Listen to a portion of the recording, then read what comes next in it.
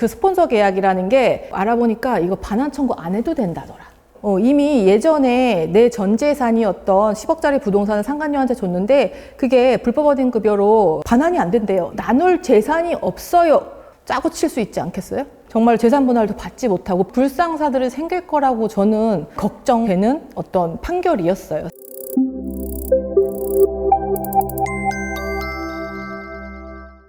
안녕하세요. 이혼 전문 박은주 변호사입니다. 오늘 촬영자 기준으로 해서 어제 최태원 회장과 노소영 관장의 그 이혼 소송 대법원 판결이 나왔고, 모두 전 국민이 아시겠지만 이제 2심에서 노소영 관장에게 재산 분할로 1조 4천억이라는 큰 돈을 지급하라고 판단을 한 것은 잘못되었다. 1심, 2심에서는 그다지 많이 화두가 되지 않았던 민법 제746조의 불법 원인 급여라는 내용들이 갑자기 등장을 하거든요. 그래서 이거는 이제 일반 국민들이 이런 조항이 있었는지 잘 모르셨을 것 같고, 변호사들도 사실은 실무에서 불법 원인 급여에 관련된 어떤 소송을 많이 한다거나 그런 경우가 사실은 많지는 않아요. 그래서 많이 써먹는 조항은 아닌데 요번에 이게 화두가 되었길래 이 부분에 대해서 설명을 드리면서, 사실은 우리 삶에서 이혼 소송에서 이들의 그 대법원 파기환송의 결정이 어떤 식으로 영향을 미칠 것인지 제가 조금 뇌피셜로 설명을 좀 해드릴까 하는데요.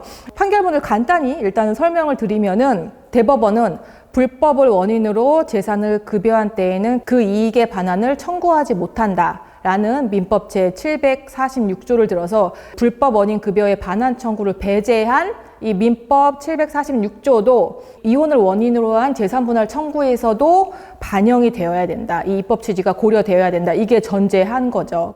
실무에서 가장 많이 대두되는 건 사실은 뭐 도박 자금을 주었다, 뇌물을 주었다라고 했을 때 재물을 교부한 행위, 그게 불법성이 크기 때문에 그걸 다시 청구를 반환을 못하게 한다는 규정이거든요. 너 그거 나쁜 짓 했는데 다시 돌려받는 거 못해, 이런 규정인 거예요. 쉽게 말해서. 그렇죠? 그래서 우리 민법이 불법 원인 급여의 반환 청구를 인정하지 않는 것은 사회적 타당성이 없는 행위를 한 당사자를 법의 보호 영역 외에 두어서 스스로 한 급부의 복구를 어떤 형식으로든 소구할 수 없다는 법의 이상을 표현한 거. 되게 어려운 말이지만 이 소구라는 거는 소송을 통해서 권리를 행사한다는 뜻인데, 도박 자금을 댔거나 뇌물을 지급을 했거나 이런 행위는 사회적 타당성이 없는 행위인데, 이거를 다시 돌려받게 하는 것은 이거를 지급한 사람을, 그 사람에게 다시 야 그거 상대방에게 내가 돈 지급한 거 돌려줘, 재물 지급한 거 돌려줘 라고 해서 그걸 인정하는 것은 보호하면 안 된다, 이런 거죠. 그래서 노태우의 비자금은 뇌물이라는 불법 행위를 원인으로 해 생겨난 급여이므로 이런 부당이득에 대한 반환 청구권을 주장할 수 없고, 이는 재산 분할의 경우에도 마찬가지로 적용돼야 한다는 취지라고 얘기를 하고 있어요. 노태우가 재물을 300억이라는 이게 실제로 지급이 됐는지 안 됐는지 명확하게 아마 판단을 안 한 것 같아요. 왜냐하면 2심에서 이게 지급이 됐다 안 됐다라가 서로 분쟁이 있었지만, 만약에 지급되었다고 쳐도 그것을 사돈과 그 다음에 부부 자식 간의 거액을 지급을 해서 국가의 자금 추적과 추징을 불가능하게 한 행위는 선량한 풍속 그 밖에 사회 질서에 반하고 반사회성, 반윤리성, 반도덕성이 현저히 법의 보호 영역 밖에 있다고 하면서 굉장히 못된 짓이다라고 얘기를 하고 있죠. 우리가 선량한 풍속 그 밖에 사회 질서에 반하는 행위에 대해서 우리가 종종 얘기하는 게 있는데, 그것은 이제 민법 제103조에서 나와 있어요. 선량한 풍속이나 사회 질서에 반하는 행위에 대한 법률 행위는 무효로 하고 있다는 그런 원칙이 있거든요. 그래서 노관장 측이 이제 그 부분에 대해서, 아니 우리는 우리 아버지가 사돈에게 지급한 300억의 반환 청구를 하는 것이 아니고요, 판사님, 대법관님.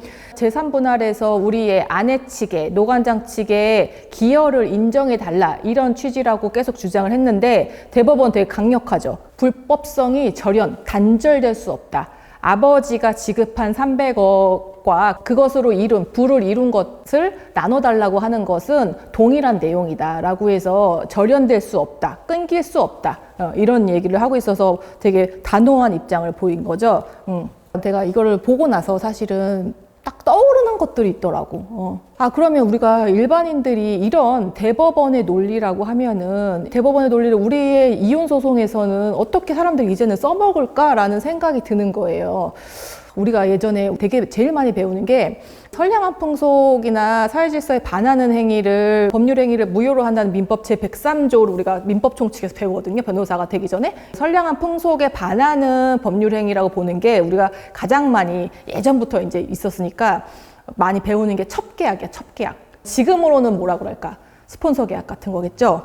가정이 있는 상대방이 가정이 있는 자임을 알면서 그 자와 성관계 같은 부정행위를 지속할 것을 조건으로 해서 스폰서 계약을 맺는 거죠. 예를 들어서 남편이 바람을 펴서 그 증거를 잡아서 이혼 소송을 제기를 하면서 재산 분할 청구도 하고 뭐 이제 정리를 해야겠다라고 했어요. 부정행위를 하고 있는 유책 배우자가 그 혼인 중간에 자신의 명의로 되어 있는 부동산이나 혹은 자신이 가지고 있던 현금성 자산을요, 상간자한테 증여를 해버렸어. 어찌됐든 간에 피해 배우자가 유책 배우자를 상대로 해가지고 재산분할 청구를 했단 말이야. 근데 이제 없잖아요. 이제 다 대부분의 재산을 막 넘겼어. 상간녀한테 이미 다 넘긴 상황인 거예요. 그래서 이거는 좀 다퉈봐야겠다. 공동재산을 맘대로 넘긴 거니까 이게 문제의 소지가 많고 막 그래서 재산분할에서 좀 다퉈야겠다라고 했어. 근데 이혼 소송 중에 갑자기 판결문을 남편이 어떤 증거로 제출을 하면서 하는 말이, 판사님 이것 좀 보세요. 이 판결문 좀 보세요. 내가 패소한 판결문인데 누구를 상대로 한 상간녀를 상대로 했던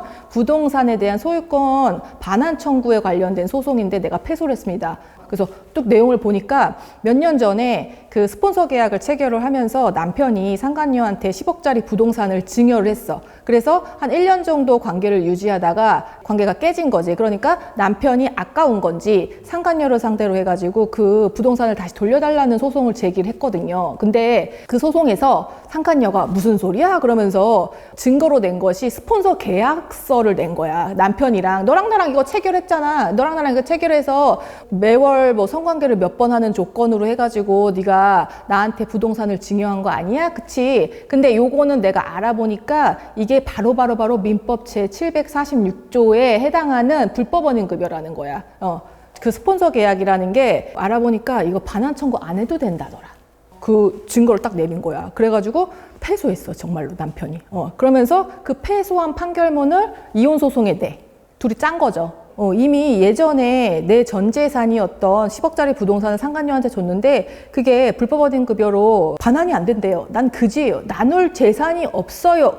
라고 하면서 여러분 짜고 칠 수 있지 않겠어요? 활용이 많이 된다고 하면은 나는 딱 그 생각이 들더라고요, 사실은. 그러면 사실은 피해 배우자만이 정말 재산 분할도 받지 못하고 빈털터리가 된 채로 이거는 이혼을 할 수도 없고 안 할 수도 없는 불상사들이 생길 거라고 저는 약간의 걱정이 되는 어떤 판결이었어요, 사실은. 네. 아무튼 우리의 이 소송이, 이 대법원 판결이 우리의 현실 세계에, 우리의 일반인들 세계에 미치는 영향에 대해서 제가 간략하게 좀 내용을 설명해 봤습니다. 오늘 영상이 유익하셨다면 구독과 좋아요 눌러주세요. 안녕.